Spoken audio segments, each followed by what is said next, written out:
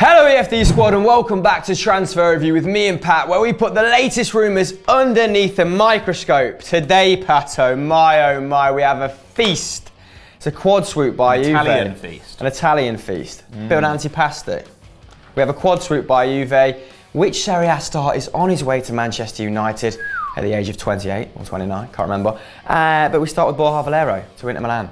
Classic hipster from Chris Hamill. Yeah, the 32-year-old Fiorentina midfielder has been in Florence for 5 years now, but he's on his way to Inter Milan for apparently 5.5 million euros plus 1.5 in add-ons. Now he's 32 years old, so that's a little bit of a gamble, but he needed an exit from La Viola after a video leaked in which he was complaining about the club's management. Now fans did appeal for him not to leave, and it's unsurprising. Last season he made 30 appearances, he got 1 goal, but he got 10 assists in the league. That's actually the 3rd best tally in Serie A, which given the creative talent in the league is pretty impressive stuff. Now he had his medical yesterday, he should be announced today, that's Tuesday at the time of filming. So, Chris, what do we reckon? How will he fit into that Inter setup? I don't think this is about a transfer, I think it's pretty savvy business. Now in all likelihood, he's been bought in to replace the Sevilla-bound Ever Banega, hasn't he, Pato? Sure. Which I find puzzling because I thought Banega was pretty good in the games I saw him in last season. In fact, why don't we compare Valero's output to Banega's output? I think that'd be constructive, don't you, Pato? Well, Borja Valero was averaging 1.8 key passes per game per 90 to Banega's 2.1, so inferior in that regard. Both good, he was only averaging 1.1 tackles and interceptions per 90 to Banega's 2.6. There's a significant difference there, isn't there? I didn't think Banega's defensive output was actually that high. Valero 0.9 dribbles to Banega's 1.5. But Inter Milan well stocked for central midfielders, aren't they? They've got Kondogbia, Gagliardini, João Mario, Kandreva, Brozovic, who they try and get rid of every window. West Ham will probably end up buying him for 38 million. Not sure. But guys, do you think this is a good signing for Inter Milan? Is the best yet to come? Let us know in the comments below. Moving on to Juventus. Of course we stay in Italy though. It's a quad swoop. Ooh. Swoop. My favourite kind of swoop, Pato. They've gone right in for Douglas Costa, Blaise Matuidi, Wojciech Szczesny and Federico Bernardeschi. Apart from chicken swoop. Tell me about these. Let's start in Bavaria, Pato, where Karl-Heinz Rummenigge has told people, apparently, people, that Bayern are in talks with Juventus, but no deal is signed yet. Apparently this is going to be one of those weird Juve-Bayern 2-year loan deals. They're going to pay a significant fee per year, which is apparently 7 million, and then pay 26 million at the end of it for Douglas. Now, the 26-year-old only made 14 Bundesliga starts last year, and considering this is a World Cup year, will no doubt want to engineer a move away with that in mind. Like Costa, Blaise Matuidi will also have one eye on his national team, and that France team, the competition for places in that midfield is disgusting. He only played 26 times in league in last season, a step down from the year before, so the midfield metronome will probably be keen on a move to Juve too if he's guaranteed a starting berth, although they have Pjanic and Khedira in those defensive midfield spots, don't they? So does that mean the end for one of them? Not sure. Let us know in the comments below. A couple of papers have been talking it up too. L'Equipe claim that PSG want to sell the 30-year-old and replace him with Fabinho. Not sure that Monaco will play their part in that deal. And La Repubblica claim a deal in the region of 15 million euros has been agreed, but Mino Raiola's agent's fee could be a stumbling block. Shock. I mean, 15 million for Blaise Matuidi, he is 30, but a good deal no less, Pato. Yeah, I love Blaise Matuidi, and I think that he'd give some much needed versatility in that midfield. Of course he can play as a centre mid, he can get forward as well. I think he could probably do a job as a left wing back even. Obviously, as his energy starts to go, he is a player who works extremely hard, but he's intelligent, and you'd have thought that he'd adapt really well. And as we know, Serie A does tend to extend the lifespan of ageing players. One player who's not aging, though, is Wojciech Szczesny. Juve have apparently been in talks with Arsenal and are close to agreeing a fee of £13 million for the Polish stopper. Now, he'd signed a 5-year contract worth €4 million a year, and the idea, I think, is that after this coming season, he would take over from Gianluigi Buffon when the big man finally retires. Now, last season, he got 14 clean sheets in Serie A. Would you welcome him back to Arsenal? I mean, I wouldn't turn up and welcome him, but if it's a case of Szczesny or Ospina, that's no choice at all. Because I've seen Szczesny kick the ball further than the halfway line. And when he tries to save a shot, he stands in front of the goal line, which I consider to be an advantage. Yeah, Ospina would throw it from a goal kick if he could, wouldn't he? Ospina is a moron, mate. He's rubbish. Anyway, people I think just keep Ospina around because his sister's married to James Rodriguez, or he's married to James Rodriguez's sister. So I think people just think that they'll end up meeting James. Moron. Sad. Anyway, poor old David. Oh, mate. Bernardeschi is the next one though. 5-year deal. Apparently he's already agreed, but Juve are yet to sort out a fee with Fiorentina for the 23-year-old. Apparently Laviola want £35 million, which is pretty steep if you ask me. Now this actually I believe is Juve's second target. But originally they were kind of looking at Keita Balde, but obviously he's got some sort of attitude problems, we've heard again and again and again, and it looks like Milan might go for him instead. But Bernardeschi, 15 goals and assists in 25 appearances last season. That's pretty decent. Why don't you go for Ceballos at 15? He's more of a central midfielder, Dani Ceballos, but I mean that would have been perfect. I just think that he wanted Real Madrid in the end. But like you, I would have liked him to go to Juve. They always do good business. Let's be honest, they're going to do good business again. What do you think of all 4 of these moves? Which would be the best? Which would be the worst? Let us know in the comments below. Our next transfer dealing comes from Ed Malion at The Independent, and he thinks Manchester United have agreed a £50 million deal for 28-year-old Ivan Perisic from Inter Milan. Pato, 50 million? Surely not. If it's that, this should go in the transfer shocker. That's an outrage. Like, do we rate the player? Yes. Is he 28? Yes. Is he worth 50 million? Oh my God, no. That's absolutely ridiculous. But anyway, Gazzetta dello Sport actually disagree that a fee has been ironed out. They think United will not match Inter's asking price, right, okay, and are instead trying to get him for something closer to 30.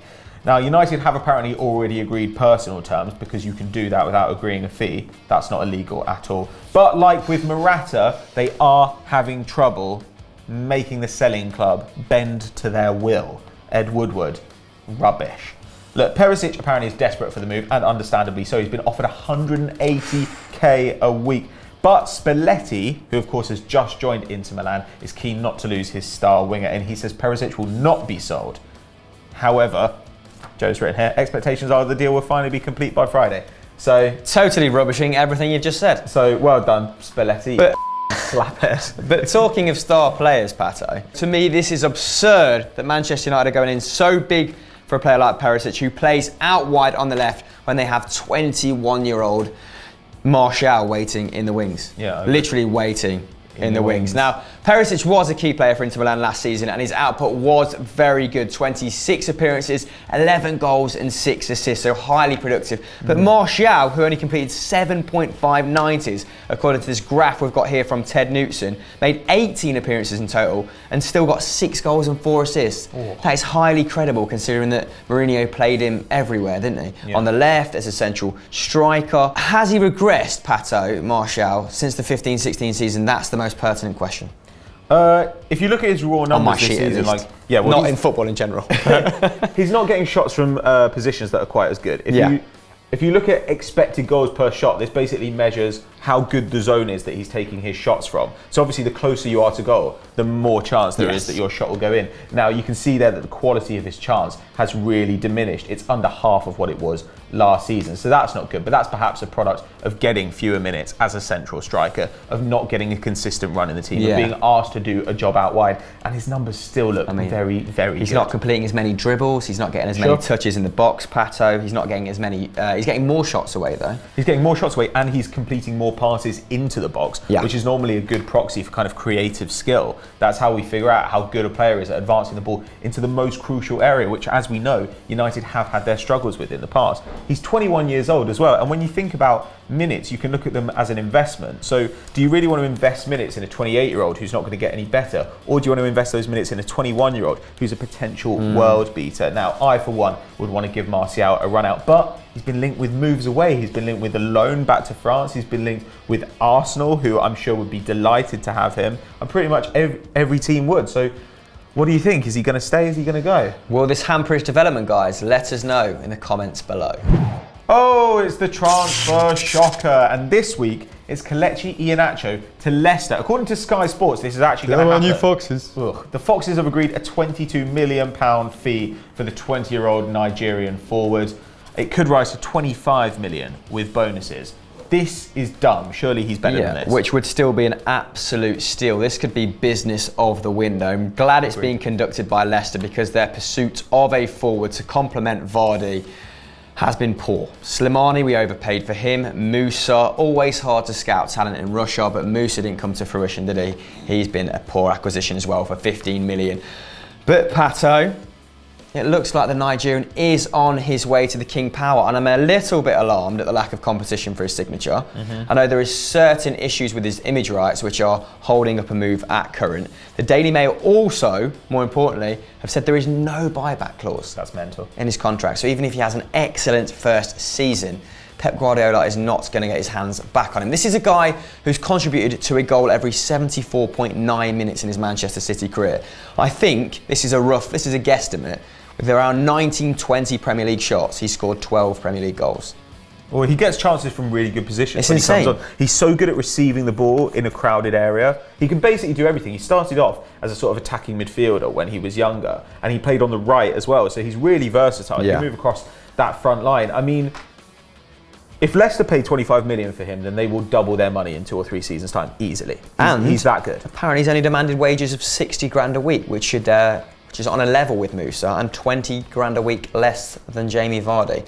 So not only could this be an excellent acquisition transfer fee-wise, 60 grand in this current market is relatively inexpensive, isn't it?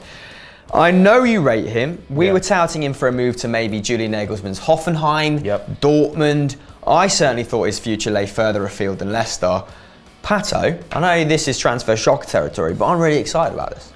I'm excited about seeing him play regularly. I completely agree, but I certainly think that one of those clubs would be well advised to come in, a Bayer Leverkusen, but definitely a Hoffenheim or a Dortmund. Somebody who's actually going to offer him top quality football because he's a top quality player. 21 goals and 7 assists already for the Citizens in very limited minutes over the last couple of seasons. And you know what? Leicester really need to rejuvenate that attack because it's getting old. Slimani, they bought him at 28. Vardy is already in his 30s and he's rubbish. And Iheanacho's numbers superior to all of them. Don't forget Joa.